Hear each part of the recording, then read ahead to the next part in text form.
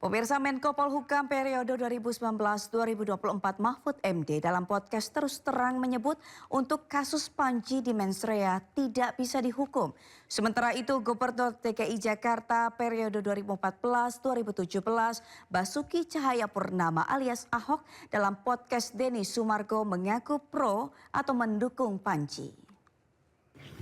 Kita tonton belakangan ini mensreanya Panji Pragiwaksono. Panji itu Pak Mahfud mengatakan Gibran mengantuk, ya. Itu kan subjektif sekali kalau nanti dianggap bahwa ini menghina atau mengkritik. Dua hal. Pertama, orang bilang orang mengantuk tuh masa menghina. Misalnya Mas Yusuf, kamu kok ngantuk? Apa-apa orang ngantuk biasa. Kita bisa mengatakan begitu Pak, tapi kalau aparat hukumnya mengatakan masuk kategori menghina. Tapi kalau itu dianggap menghina, khusus untuk kasus Panji Pragiwaksono ini, tidak bisa dihukum. Tidak bisa dihukum. Tidak kan? bisa dihukum. Karena ketentuan ini dimuat di dalam KUHP baru yang berlaku sejak tanggal 2. Oh, karena waktunya dia belum mengatakan berlaku. Bulan Desember. Iya. Meskipun baru tayang sekarang lah ya, hari-hari ini gitu ya. Iya, tapi kan peristiwa pertamanya dia bilang kapan? Kalau ditayang besok tahun depan lagi, ya tetap peristiwanya itu akan dihitung kapan dia mengatakan itu. Kalau Panji tenang, Anda tidak akan dihukum. Tidak akan dihukum Mas Panji, tenang. Nanti saya yang bela.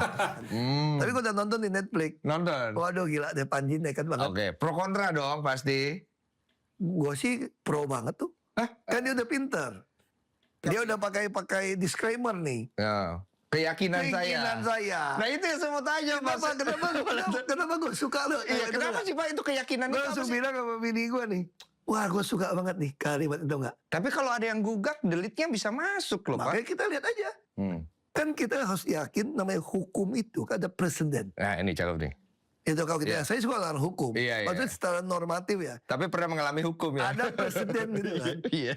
Jadi kalau lu udah mengatakan kayak A, ini hitam, iya jangan begitu yang lain lu bilang ini putih. Pemirsa, banjir bandang menerjang sejumlah wilayah di Maluku Utara.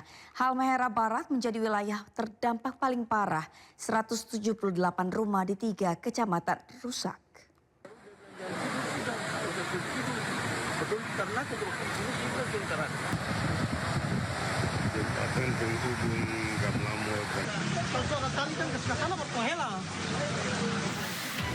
Ratusan rumah warga di 3 desa Kecamatan Ibu, Kabupaten Halmahera Barat, Maluku Utara terendam banjir dengan ketinggian mencapai 3 meter. Hujan deras yang terjadi selama kurang lebih 16 jam sejak hari Selasa petang membuat air sungai meluap. Banjir juga memutus akses menuju sejumlah desa. Gubernur Maluku Utara, Sherly Juanda, langsung menggelar rapat penanganan banjir bandang. Salah satu penyebabnya adalah aliran sungai kecilnya itu tertutup dengan ada bangunan satu ruko dan satu rumah warga yang membuat aliran air menuju ke sungai besar itu sempit sehingga kecepatan air mengalir ke sungai besarnya itu tidak sebanding dengan kecepatan curah hujan yang cukup tinggi sekitar 135 mm yang terjadi tadi pagi. Itulah yang menyebabkan banjir. Kondisi terbaru adalah banjirnya sudah surut tetapi banyak rumah warga yang terdampak sedang diidentifikasi. BPBD mencatat di Halmahera Barat 178 rumah di 3 kecamatan rusak. Hingga kini, meski banjir sudah mulai surut, namun warga masih mengungsi di sejumlah titik. Tim Liputan iNews melaporkan.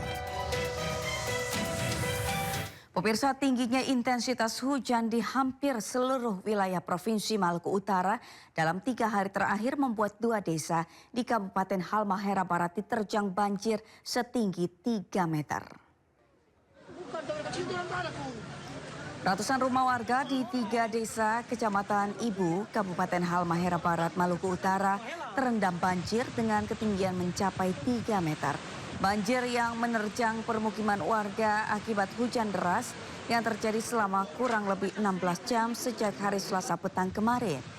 Akibatnya air sungai di wilayah kecamatan setempat meluap pada Rabu pagi dan merendam ratusan rumah warga. Selain merendam permukiman warga, banjir juga membuat akses jembatan dan merendam jalan lintas kabupaten. Sejauh ini belum ada laporan resmi mengenai total kerugian materi maupun korban jiwa dalam peristiwa ini.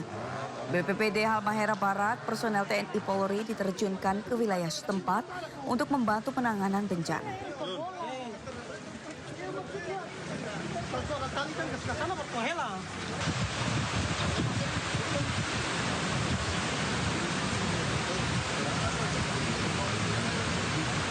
Pemirsa, Polda Metro Jaya menghentikan kasus dugaan pembunuhan diplomat muda Kementerian Luar Negeri Arya Daru Pangayunan.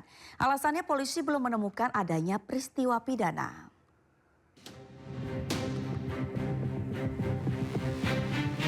Surat pemberitahuan penghentian penyelidikan atas kasus dugaan pembunuhan diplomat muda Kementerian Luar Negeri Arya Daru Pangayunan dikeluarkan pada Selasa 6 Januari 2026. Surat tersebut ditujukan kepada istri dari Arya Daru Pangayunan.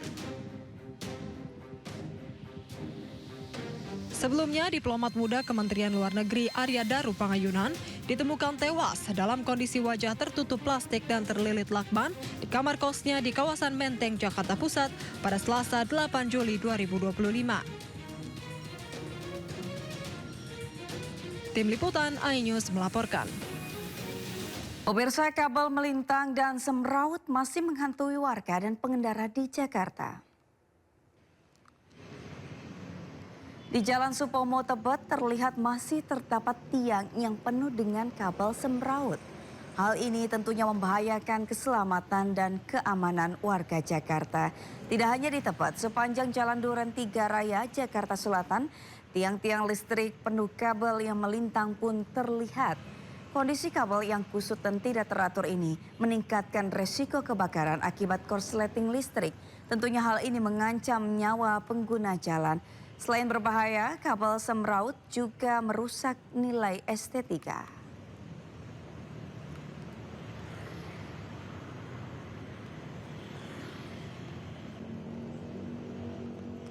Untuk mengetahui bagaimana situasi terkini terkait kabel yang melintang dan semraut, sudah terhubung dengan Naura Syafiko di Jalan Supomo, Tebet, Jakarta Selatan.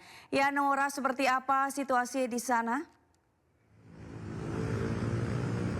Ya, selamat siang Sabrina dan juga pemirsa. Untuk saat ini di Jalan Supomo, Tebet, Jakarta Selatan, untuk kabel semraut masih terlihat dan juga mengganggu pengguna jalan yang ada di sini.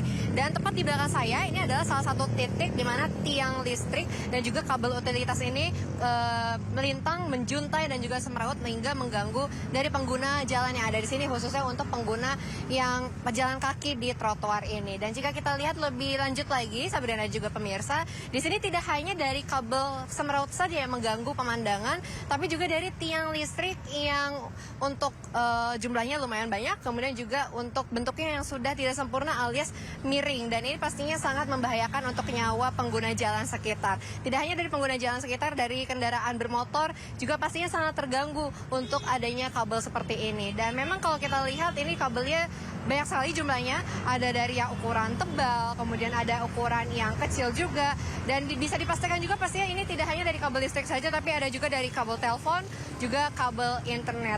Dan memang dari Pemprov DKI Jakarta ini sebenarnya sudah memiliki program yaitu SJUT atau Sarana Jaringan Utilitas Terpadu, di mana nantinya untuk kabel-kabel seperti ini akan dipindahkan ke bawah tanah sehingga tidak mengganggu seperti ini.